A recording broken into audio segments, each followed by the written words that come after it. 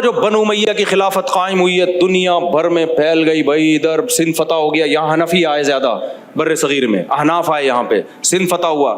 سندھ کوئی بڑی فضیلت ہے. بخاری میں جا رجل من السندھ الی عائشہ رضی اللہ عنہا, مجھے بڑا مزہ آتا ہے یہ حدیث پڑھ کے. امی عائشہ بیمار ہوئی ہیں, صحیح بخاری میں سندھ سے بندہ علاج کے لیے گیا امی عائشہ کا, صحیح ہے نا. میں نے جب یہ دور حدیث میں حدیث پڑھی میں اچھل گیا, میں نے کہا ہمارے علاقے کا نام آ گیا. سندھی میں علاقے کو علاقہ بولتے ہیں, ٹھیک ہے نا, ہمارے علاقے کا نام آ گیا بھائی. جا رجل من السندھ, ہو سکتا ہے ڈنڈا موڑ سے گیا وہ بندہ, ہو سکتا ہے انڈا سندھ سے آیا. اب یہ نہیں سندھ کے کون سے علاقے سے, ہو سکتا ہے خیرپور سے گیا, ہو سکتا ہے سکبال سندھ سے گیا حضرت عائشہ کا علاج کرنے کے لیے. تو امی عائشہ جب زندہ تھیں سندھ فتح ہو چکا تھا, تو وہاں چونکہ حنفی آئے تھے اور پھر ملتان, پھر آگے دہلی اور برما تک مسلمان فوجیں پہنچ چکی, بڑی زبردست مضبوط خلافتیں قائم ہوئی. پھر بنو امیہ کی خلافت کا خاتمہ. اندلس میں فقہ مالکیہ پھیل گیا, بنو امیہ پھر اندلس چلے گئے اور ادھر بنو عباس کی خلافت قائم ہو گئی. سمجھ میں آ رہی بات؟ اور اسلامی سلطنت پھیلتی چلی گئی. مسلمانوں نے کتابیں لکھ دی, رفع الدین کرنا ہے نہیں کرنا ہے, سب کے اپنے اپنے دلائل. جو کر رہا ہے بھائی اس کو چھیڑو نہیں, جو نہیں کر رہا ہے اس کو بھی چھیڑو نہیں. وہ فقہ حنفی بھی تھی, سارے علماء نے فتویٰ دیے. چاروں مکاتب فکر اہل سنت والجماعت کے ہیں, کوئی کسی کو بھی فالو, لیکن کرے ایک کو. یہ نہیں کہ جب خون نکل رہا ہے وضو ٹوٹ رہا ہے تو کہہ رہے میں امام شافعی کو فالو کر رہا ہوں, اس میں ان کے یہاں وضو نہیں ٹوٹتا. اور جب کسی بچی کو ہاتھ لگ گیا تو کہ میں ابو حنیفہ کو فالو کر رہا ہوں. یہ نہیں, ڈرامے بازی, اس سے یہ گڑبڑ ہوگی. ایک کو کرو, دوسرے کو صحیح سمجھو. سمجھ میں آ رہی ہے بات؟ تو یہ پھیل گیا. سعودی عرب میں فقہ حنبلی زیادہ رائج ہوا. تو اب کیا ہوا کہ بھائی پوری دنیا میں جب پھیل گئے, پھر خلافت عثمانیہ قائم ہوئی, بنو عباس کی خلافت کا خاتمہ ہوا. تاتاریوں نے حملہ کیا, مسلمانوں کی کوتاہی تھی اس میں. کوتاہی یہ تھی کہ بارڈر کو جو ہے وہ کسی نے خیانت کی اور جا کے بارڈر کھول دیا تاتاریوں کے لیے, پیسے لے کے نا بک گیا. بالآخر تاتاری گزر, ورنہ کسی کے باپ میں ہمت نہیں تھی کہ مسلمانوں کی خلافت پہ حملہ. اندر ہی سے کوئی بندہ حکومت کے قریب جاتے جاتے بادشاہ کو, خلیفہ کو اعتماد میں لے کے اتنے لوگ بادشاہ کے قریب چلے گئے. تبھی ہم کہتے ہیں کہ جو علماء حکومت کے قریب نہیں ہیں وہ کوئی خیر کا کام نہیں کر رہے. پھر باطل لوگ حکومت کے قریب چلے جائیں گے. دیکھو حکومتوں کے قریب جانے والے دو طرح کے لوگ ہوتے ہیں. ایک اپنے فائدے کے لیے, ان کو کہتے ہیں چاپلوسی کرنے والے, یہ حرام ناجائز ہے. اور ایک ہوتے ہیں تاکہ ان کو ٹھیک کر کے رکھیں ہم, کیونکہ حکومت کا ایک فیصلہ آپ کی صدیاں بدل سکتا ہے. اس لیے جو سنجیدہ علماء ہیں وہ فوجیوں سے بھی تعلقات بنا کے رکھتے ہیں, بیوروکریٹ سے بھی تعلقات بنا کے رکھتے ہیں, ججز سے بھی تعلقات بنا کے رکھتے ہیں. ابھی سپریم کورٹ کے جج آئے تھے, وفاقی شرعی عدالت کے جج آئے تھے ملاقات کے لیے. میں نے کہا میں ضرور ملوں گا آپ سے, حالانکہ مجھے ان سے بہت سارے اختلافات ہیں, لیکن اگر میں ان کے خلاف فتویٰ دیتا رہوں بیٹھ کے تو لوگ تو کہیں گے بلے بلے مفتی صاحب حق پرست ہے, ڈرتا ورتا نہیں ہے ججز سے, کام دھیلے کا بھی نہیں ہوگا. مجھے جامعۃ الرشید سے فون آیا, بھائی وفاقی شرعی عدالت کے جج ملنا چاہتے ہیں. میں نے کہا قابل احترام ہے بھائی, وہ بتائیں کہاں ہے, میں وہاں پہنچ جاؤں گا. ان کو یہ توقع نہیں تھی کہ مفتی صاحب اتنا لفٹ کرائیں گے. اور میں اپنے کسی کام کے اٹکے بھی لیے نہیں ان سے ملنا چاہ رہا, میں ان سے ملنا چاہ رہا ہوں بھائی وفاقی شرعی عدالت میں کچھ کام غلط ہو رہے ہیں, تو میں محبت سے سمجھاؤں گا حضرت تھوڑا سا کائنڈلی ان کاموں کو کیا کر لیں, آپ ٹھیک کر لیں. تو میرا فائدہ نہیں ہے اس میں, قوم کا فائدہ ہے. انہوں نے بڑا دل کیا, انہوں نے کہا نہیں میں آؤں گا آپ سے ملنے کے لیے. تشریف لائے, میں نے چائے پلائی, محبت سے ان کا اکرام کیا, ان کو گھنٹہ میں نے ٹائم دیا ان کو. پھر میں نے بتایا حضرت یہ قانون غیر اسلامی ہیں, کائنڈلی بتائیں اس کے لیے ٹھیک کرنے کے لیے ہمیں کیا کرنا ہے. ان کو کچھ علمی اشکالات تھے, وہ اشکالات میں ہماری آپس میں بحث ہوئی. اب میری تصویریں وائرل ہو, مفتی صاحب وفاقی شرعی عدالت کے جج کے پاس بیٹھے ہوئے, دیکھو یہ حکومتوں کے جو ہے نا, نہیں آ رہی میرا خیال ہے بات سمجھ میں. رینجرز کے آفیسر تھے بہت بڑے کراچی کے, انہوں نے مجھے کہا کہ میں آپ سے ملنا چاہتا ہوں. میں نے کہا سر میں آپ کے پاس خود آؤں گا, خدا کی قسم اپنا کوئی مفاد نہ میں نے ان سے کہا کہ مجھے کاروبار کرنا ہے, نہ میں نے ان سے, بلکہ 4-6 لوگوں کو جب پتا چلا رینجرز کے بڑے آفیسر کے پاس ملنے جا رہا ہوں تو انہوں نے اپنے اپنے کام لے آئے, یہ کرا دے. میں نے کہا بھائی یہ اگر میں نے کہہ دیا تو اٹ مینس اگلا کے دل میں یہ بات آ جائے گی یہ جو مجھے لفٹ کرا رہے ہیں ان کا اپنا کیا ہے. حالانکہ 100 دفعہ انہوں نے کہا, میں نے کہا نہیں. جا کے میں نے ان سے بات کی, حضرت خدا کا واسطہ کوئی بتائیں ہم کیا مدد کر سکتے ہیں. کراچی کے میں جو مار دھاڑ قتل و غارت ہو رہی ہے, کوئی مسئلہ ہے کہ رکاوٹ ہے کہاں. Once upon a time rangers نے کنٹرول کراچی کا لیا تھا اور ایک دم سے سارے ڈاکو ختم ہو گئے تھے. تو آپ کنٹرول لے نہیں رہے ہیں یا سندھ گورنمنٹ رکاوٹ بن رہی ہے؟ ایسا تو نہیں وہ ہے نا, وہ ابھی زیادہ نہیں آگے جاؤں گا میں, ٹھیک ہے نا. وہ مجھے یاد آتا ہے واقعہ, وہ چرس نہیں مل رہی تھی ہمارے ایک ملازم کو, مجھے کیا پتا تھا یہ چرس بھی پیتا ہے. میں گائے خریدی میں نے, تو ملازم بھی تھا نا اس کو رکھنے کے لیے, وہ کام ہی نہیں کر رہا. میں نے کہا بھائی مسئلہ کیا ہے تیرے ساتھ؟ انہوں نے کہا کہ بھائی اس کو چرس پیتا ہے, یہ چرس مل نہیں رہی یہاں پہ, پنجاب سے آئی یہاں نہیں مل رہی. میں نے کہا میں کہاں سے چرس لے کر آؤں اس کے لیے, معذرت. ان کی رائے, یہ ہو سکتا ہے جھوٹ بول رہے ہو بھائی, میں تو ایک بات کر رہا ہوں. جب جو سندھ کے جو بڑے حکمران ہیں ان سے جب ملو تو ان کی اسٹیٹمنٹ کچھ اور ہوتی ہے. اب وہ تو ایک اینالائز کرنا, تجزیہ کرنا, وہ تو پھر تجزیہ نگاروں کا کام ہے, ہم بھی کر سکتے ہیں, لیکن یہ اس کا موقع نہیں ہے, یہ ممبر اس کے لیے ہے نہیں. وہ کبھی چھاؤں میں آئیں گے تو پھر آپ کو الگ سے بتاؤں گا. یہ ممبر اس کا موقع نہیں ہے کہ میں کسی کے خلاف جاؤں یا کسی کو فیور دوں یہاں بیٹھ. تو بات جلدی سے سمیٹتا ہوں میں. بات کیا چل رہی تھی بھائی, بہت زیادہ ادھر ادھر کیڑے مکوڑے ہو گئے بات. ہاں, تو بڑے جو حکمرانوں سے ملنے والے دو ٹائپ کے علماء ہوتے ہیں. ایک تو وہ ہوتے ہیں جو بھائی اپنے مفاد کے لیے ملتے ہیں, کچھ ہوتے ہیں کہ ان کو پتہ ہے کہ اگر ہم نے تعلق ختم کر دیا تو باطل لوگ ان کے قریب چلے جائیں گے. تو بغداد کی حکومت کا خاتمہ بھی ایسے ہی ہوا ہے. بڑے بڑے جو سنجیدہ علماء تھے وہ حکمرانوں سے دور ہو گئے, باطل لوگوں نے آہستہ آہستہ اوپر جانا شروع کر دیا, اور خلیفہ کو اعتماد میں لے کے, ان کی نیتیں ٹھیک نہیں تھیں, چاپلوسی کرتے تھے, اپنے مفاد میں استعمال. پھر بالآخر جا کے جو تاتاریوں ہیں ان کے لیے بارڈر کو کھلوا دیا انہوں نے, ان کو بولا آ جاؤ حملہ کر لو, اور بغداد کی ایسی کی تیسی ہو گئی. اس کے بعد دوبارہ خلافت, پھر بھی مسلمان اگر رفع الدین اور ان جھگڑوں میں لگے رہتے دوبارہ خلافت قائم ہوتی.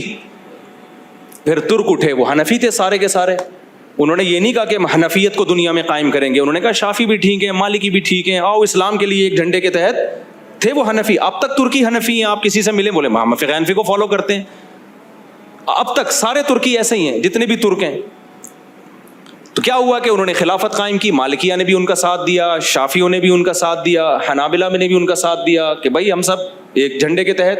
اور وہ خلافت جو قائم ہوئی ہے, ایسی خلافت کہ ہٹو بچو, عظیم خلافت عثمانی. 400-500 سال تک ایسا ہمارا روب, اور کتنے سارے کنٹریز اس میں داخل تھے. ادھر ہندوستان میں الگ بادشاہت قائم ہوئی, مغلوں کی بادشاہت, وہ صدیوں چلی ہے.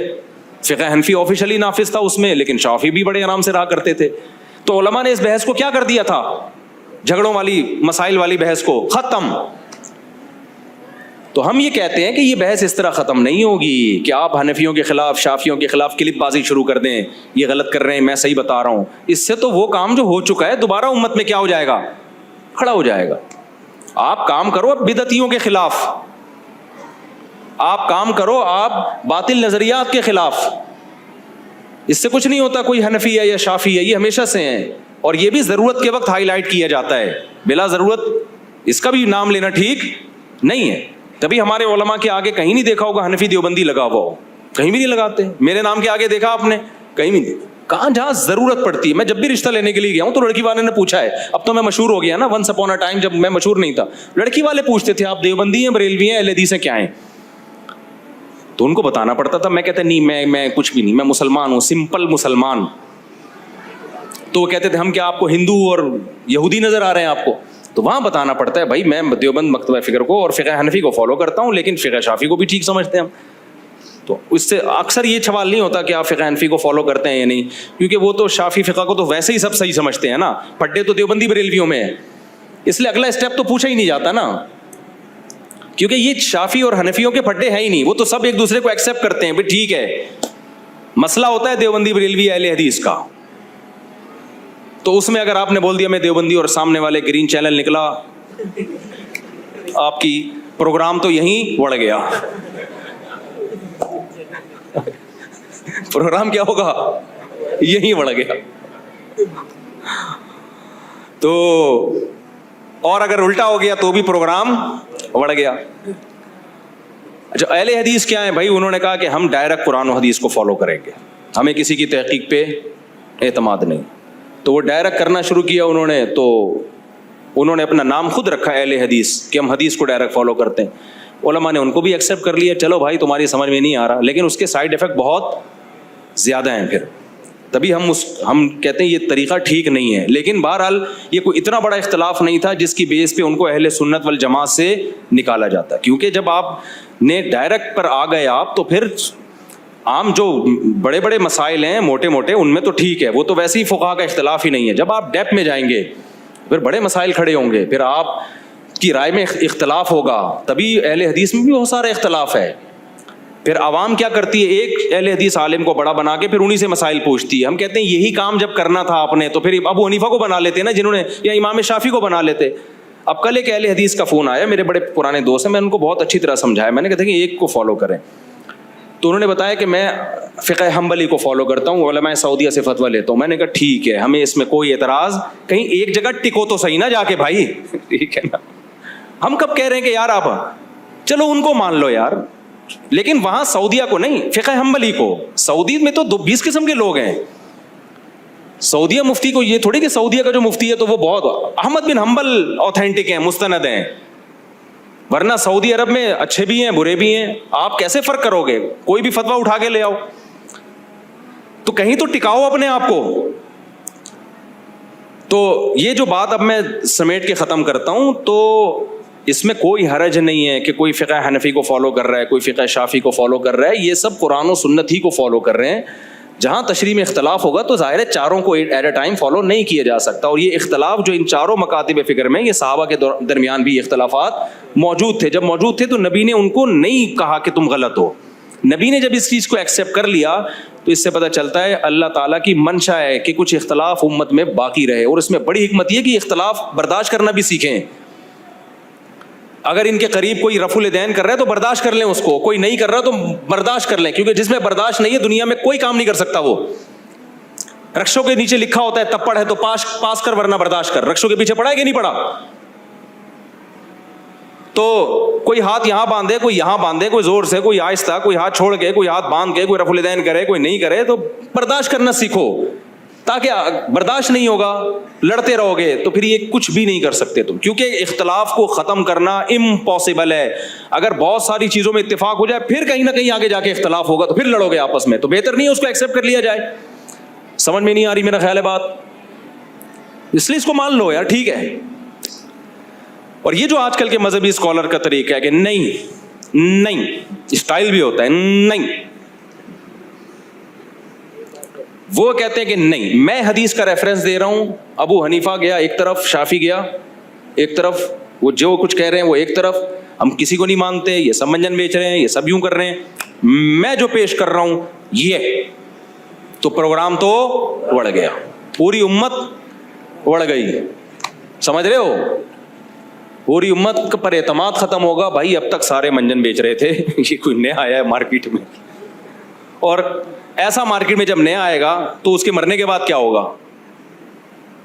پھر وہ نیا آئے گا, وہ الگ رائے لے کر آ رہا ہوگا, وہ تیسرا کوئی الگ رائے لے کر آ رہا ہوگا, تو اس سے امت جڑے گی نہیں میرے بھائی. امت کے 20 ٹکڑے ہو جائیں گے. جو کرنے کے کام ہیں وہ سارے کے سارے رہ جائیں. کرنے کے کام کیا ہیں؟ جہاد کرنا اللہ کی راہ میں. کرنے کے کام کیا ہیں؟ امت کی اجتماعی میں. بدعت کے خلاف سب جمع ہو جاؤ بھائی, بدعت نہیں ایکسیپٹیبل ہے. بریلوی ہمارے بھائی ہیں, ہم سینے سے لگاتے ہیں, لیکن بھائی ہم ربیع الاول میں جو کچھ آپ لوگ کر رہے ہیں ہم اس کو نہیں مانتے. اس میں ہمارا ظرف اتنا بڑا نہیں, ہم مخالفت نہیں کریں گے. یعنی مخالفت کا مطلب ہم یہ نہیں کہیں گے کہ ان کو پکڑو, ان کو مارو, ان کو کوٹو. ویسے بھی بریلویوں کو مار نہیں سکتا کوئی, پٹتا ہی ہے وہ بڑے متشدد ٹائپ کے ہوتے ہیں. وہ تو پھر فتویٰ لگا دیں گے بم سے اڑا دو اس کو, کوئی پتھر سے نہ مارے میرے دیوانے کو, بم کا زمانہ اڑا دو سالے کو. تو لڑائی بڑائی کی ہم بات ہی نہیں کر رہے بھائی.